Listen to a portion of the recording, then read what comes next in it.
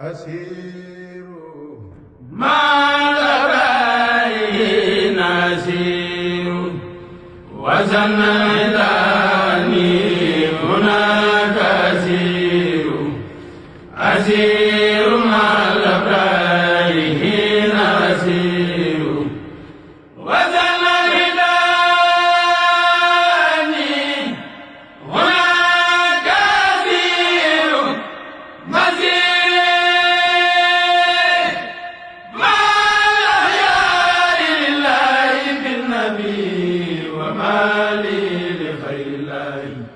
حول مسير يسير بي الجذب الذي غادني إلى كريم علي معلوم يسير شكري بأقلامي وقلبي وجسدي لمن كان لي بالجود وهو شكور نصوري وتأييدي ويسير الردى من الواسع الوهاب فهو النسير أميري لدى سيدي والمكسي وسيلتي خديما له وهو الخديم يمير أجاي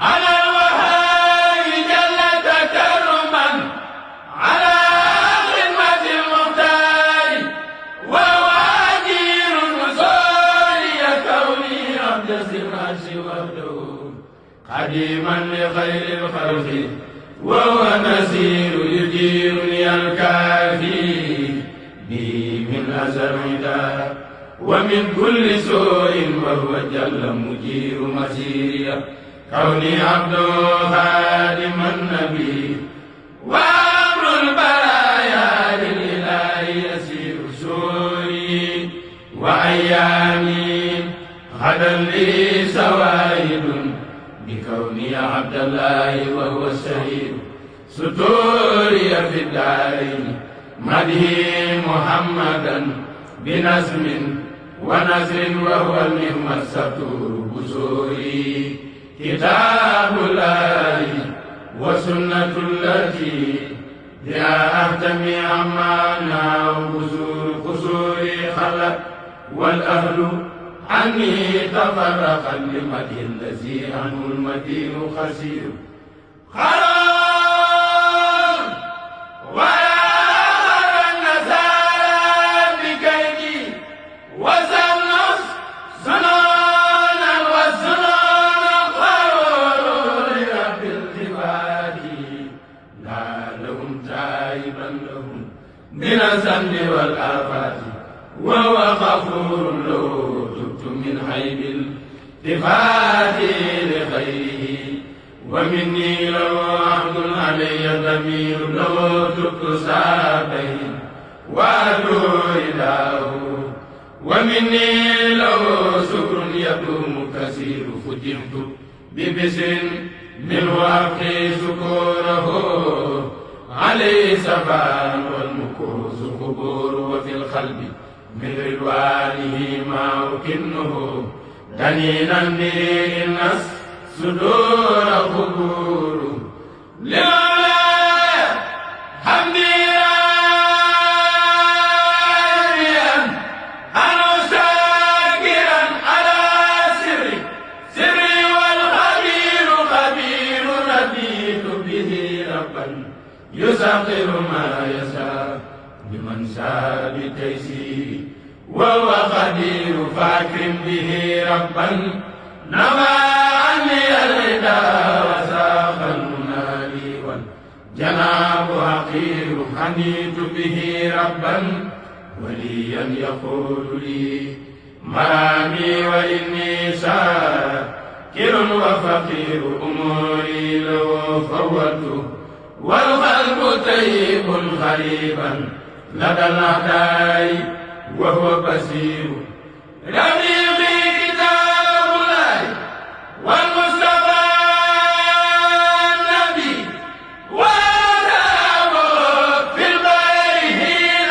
أدور خاتبه بالمدي وهو بطيبة ويني له جار هناك يسوع منصور أخاطبه وهو الوسيلة سرمدا وفي الخلق مني من إله سرور وخاطبته في البر لسير انتهى إلى الله والمختار وهو منير النبي الهدى دامت لي النفس هارنا وأنت بمليك الصلاة جدير فسل خالقي رود الحدال معا بما أوب به للبر أنت النذير فسل خالقي تهجيلا أو بي بمنيتي فساك على المولى الكريم يسير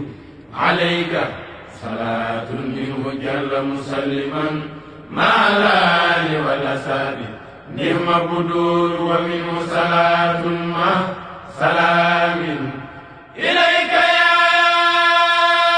هناك كريما نداه أغثني أغثني يا سبي وسيلتي هنا وغدا يوم السماء تمور وخذني من الفجار والبحر غانما إلى البر والأبرار أنت بصير فبصر ذوي الإسلام بي عاجلا وكن منيرا لي الإسلام أنت منير صلاة وتسليم من الله سرمدا على خير من تسكى إليه أمور على خير خلق الله ترى محمد شفيع الذي كل يقي وينير مع الآل والأصحاب ذي الهدى معا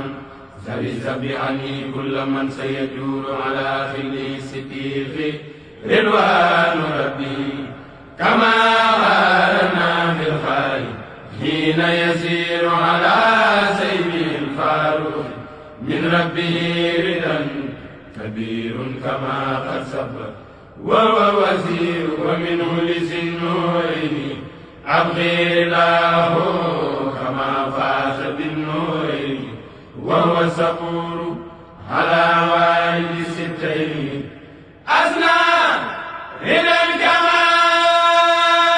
الكمال إلى بسيف وهو سير على جملة الأسباب رضوان ربهم كما جاهدوا من جاهد بيس كفور بهم أرتجي من مالكي نصره على ذوي السلك بالتسديس حين تجول يسنونني وقت اغترابي لديهم أسيرا لهم والكل سمى يهور ويا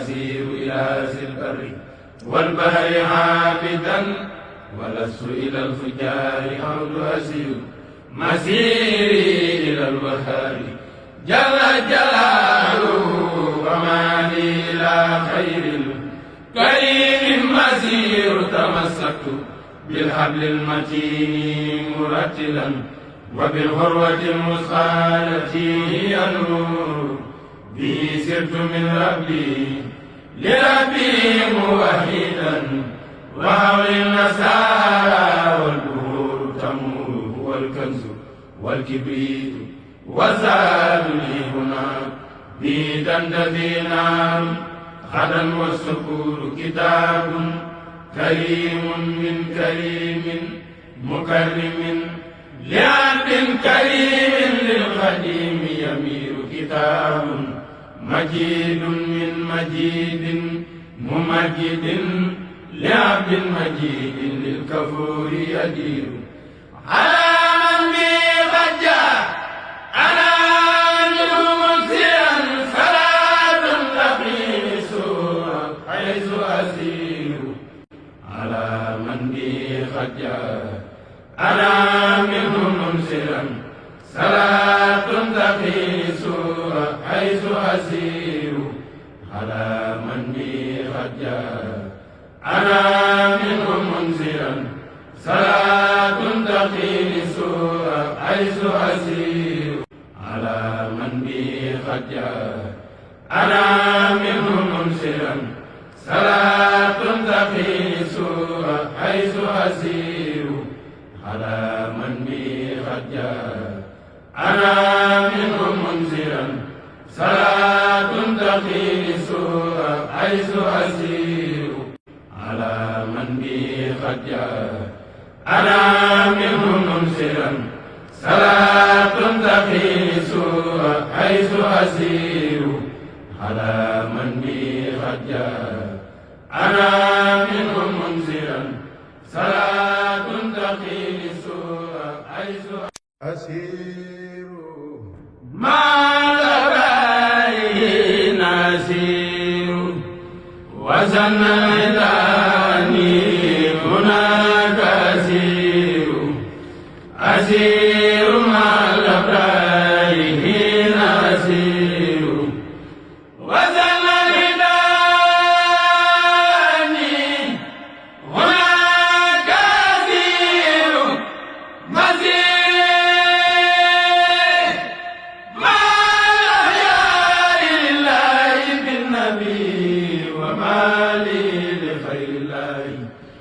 مسير يسير بي الجذب الذي غادني إلى كريم علي معلوم يسير شكري بأقلامي وقلبي وجسدي لمن كان لي بالجود وهو شكور نصوري وتأييدي ويسير الردى من الواسع الوهاب فهو النسير أميري لدى سيدي والمكسي وسيلتي خديما له وهو الخديم يمير أجاي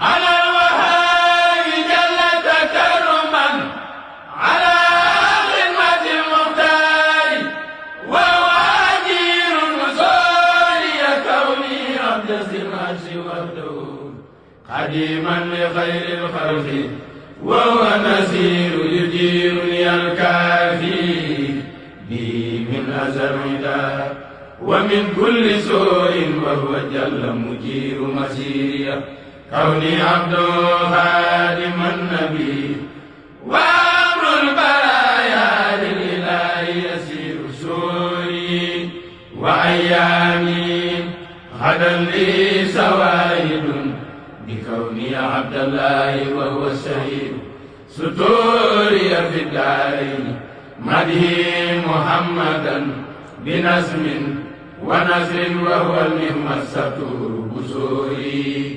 كتاب الله وسنة التي بها أهتمي عمانا وبزور قصوري خلق والأهل عني تفرقا لمدح الذي عنه المدين خسير خرار ولا أمر النسارى بكيدي وسنص سنونا والسنون قرور بالتفات لا لهم تائبا لهم من الذنب والآفات وهو غفور له من حيب التفات لخيره ومني لو عبد علي ضمير لو تبت ساقين وأدعو رداه ومني لو سكر يدوم كثير فجرت ببسر منه أبقي سكوره عليه سفار والمكوس قبور وفي القلب من رضوانه ما أكنه دنينا بالناس. Bonsoir à toutes et à tous. Le nom c'est Abdou Dione, le président de Wantera Free Project, PDG de la société Africa Génie Invest, mais également professeur des sciences de la vie et de la terre. Alors nous étions à Touba ce matin dans le cadre du projet de plantation de 2 millions d'arbres dans la ville sainte. Nous passons d'abord le salut à toute la communauté, en tout cas en commençant par le Khalife général, qui nous a reçus le 9 novembre passé, qui a fait vraiment un excellent geste, j'allais dire. Non seulement il nous a reçus, mais également il a béni le projet, il a béni nos actes, nos activités.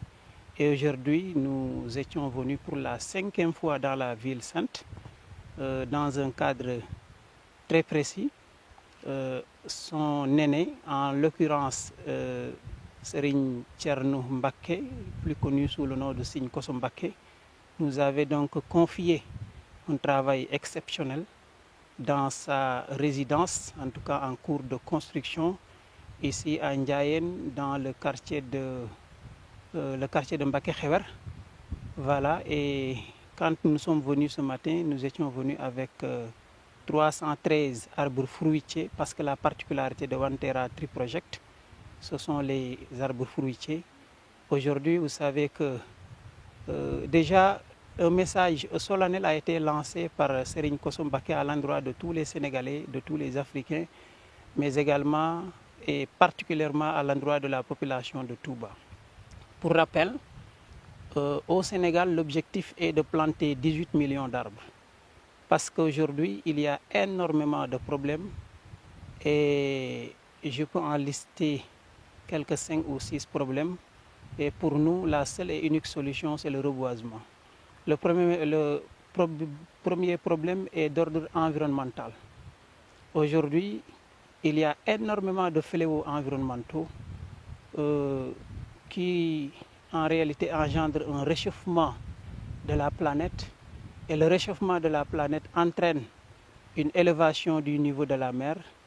L'élévation du niveau de la mer entraîne une fusion, c'est-à-dire la fonte des glaciers qui augmente le niveau de la mer. Quand il y a fusion des glaciers, il y a une augmentation du niveau de la mer qui se traduit par une transgression à l'intérieur des terres. Alors cette transgression engendre une salinisation des terres et forcément une baisse de rendement dans la production agricole.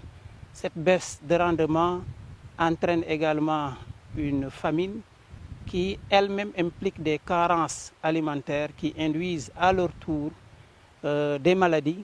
Et qui parle de maladies parle déjà de pertes économiques parce qu'il faut payer des consultations, il faut payer des médicaments, mais également, quelquefois, de manière regrettable bien sûr, des pertes en vies humaines. Et pour nous, la seule et unique solution n'est rien d'autre que la plantation des arbres. Ça, c'est le premier volet. Le deuxième, aujourd'hui, nous devons apprendre à produire par nous-mêmes. Tout le monde parle de la souveraineté alimentaire. Il y a un programme gouvernemental, en l'occurrence les autoroutes ou l'autoroute de l'eau en tout cas, dont l'objectif, si vous voulez bien, est de contribuer à la réalisation de la souveraineté alimentaire, de la sécurité alimentaire. Aujourd'hui, nous invitons chaque membre, chaque Sénégalais, chaque ménage, chaque maison, chaque famille à planter autant d'arbres que de membres dans la famille. Par cet acte, nous pourrons tout simplement, de manière très efficace, faire une grande production, des milliers, voire des millions de tonnes de fruits de chez nous. Et lorsqu'on a ces fruits de chez nous, ça nous permet déjà d'élever la qualité de notre alimentation. Ça, c'est le deuxième volet. Le troisième volet, cela permet également de renforcer la résilience des familles, en ce sens que les produits fruitiers, les fruits, c'est-à-dire les produits végétaux, les fruits en particulier, permettent tout simplement d'améliorer la nutrition avec les vitamines, les oligo-éléments et l'ensemble des 6 aliments majeurs que l'on connaît déjà. Voilà. Et à côté de ces 3 problèmes auxquels on propose une solution unique, la plantation des arbres, il faut aussi mentionner la problématique liée à l'éducation, à l'environnement et au développement durable des enfants. Et aujourd'hui, le projet est une opportunité pour former nos familles, en particulier les jeunes, les enfants, j'allais dire, mais les femmes, mais également les handicapés et même les personnes du troisième âge. Et le quatrième ou cinquième, en tout cas, objectif, c'est la création de millions d'emplois. C'est très possible. Parce qu'aujourd'hui, je pense que nous avons été, je ne sais pas, peut-être une quinzaine de personnes, 10 ou 15 personnes à travailler sur le site toute la journée. Et nous avons tout juste pu implanter en tout cas une centaine d'arbres. Imaginez si on avait investi à travers tout le pays, ça permettrait tout simplement de créer des millions d'emplois. Alors, pour terminer, aujourd'hui, si vous êtes de Wantera, imaginez dans chaque commune du Sénégal, si on arrive à avoir tout simplement 1000 membres qui adhèrent. Ça nous fait donc 1000 acteurs directs dans la production de fruits. Et donc, si chaque acteur produit simplement 100 kg, je pense que ça ferait 100 000 kg de fruits. Alors, c'est juste une estimation, mais aujourd'hui, imaginez que chaque Sénégalais, chaque famille, chaque ménage, plus de 3 millions de ménages au Sénégal, si chaque ménage réussissait tout simplement à implanter une vingtaine d'arbres, je pense que ça nous ferait énormément d'arbres, de plantes, et que chaque plante pourrait produire beaucoup de fruits, ce qui nous aurait permis peut-être voilà, de créer des supermarchés. Chez Wantera, on les appelle des good food ou good food, qui signifie aliments sains. Et donc l'idée, c'est de réunir tous les membres de chaque commune, leur permettre donc de créer de grandes surfaces qui vont remplacer tout simplement les surfaces existantes et qui ne sont pas des surfaces de chez nous. Je ne peux pas les citer pour des raisons que vous connaissez, mais aujourd'hui, il y a j'allais dire, des étrangers qui ont implanté de très grandes surfaces au Sénégal. Et je pense que si les Sénégalais ont la volonté, ils ont l'intelligence et ils ont les moyens de pouvoir créer de grandes surfaces, voilà, qui vont vendre des produits de chez nous et créer énormément d'emplois. Donc voilà, grosso modo, les quelques objectifs que nous avons donc à travers le projet Wantera et d'autres projets. Alors je rends déjà un vibrant hommage, j'allais dire, à toute l'équipe de Wantera Tree Project à travers le Sénégal, en commençant par ceux-là que vous voyez derrière moi, qui sont, excusez en tout cas, de vaillantes femmes et de vaillants hommes en tout cas. Aujourd'hui, nous avons passé toute la journée à reboiser, à repiquer des arbres. Et vous voyez, il y a des experts, bien sûr, mais il y a des élèves de seconde, il y a des dames, voilà, disons, il y a des pères de famille, il y a des responsables.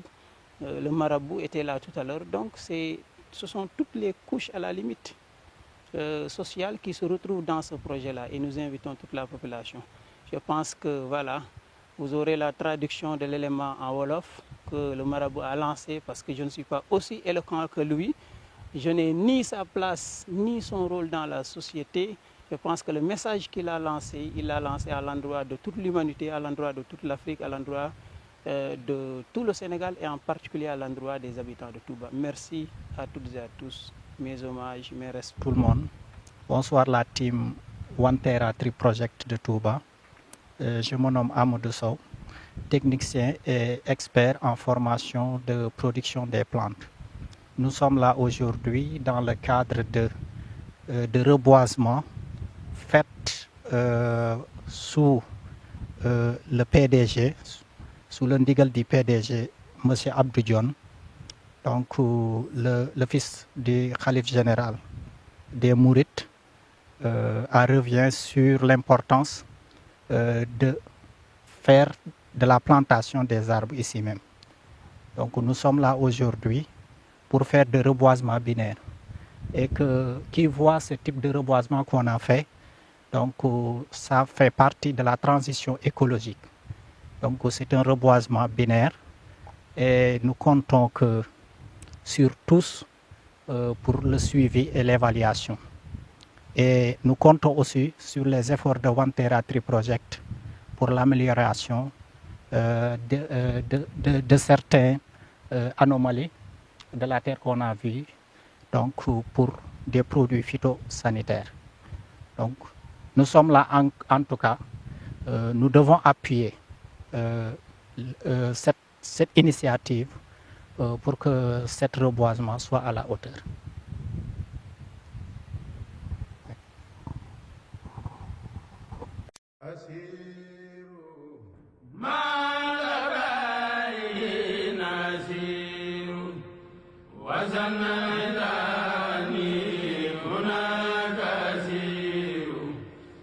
Azir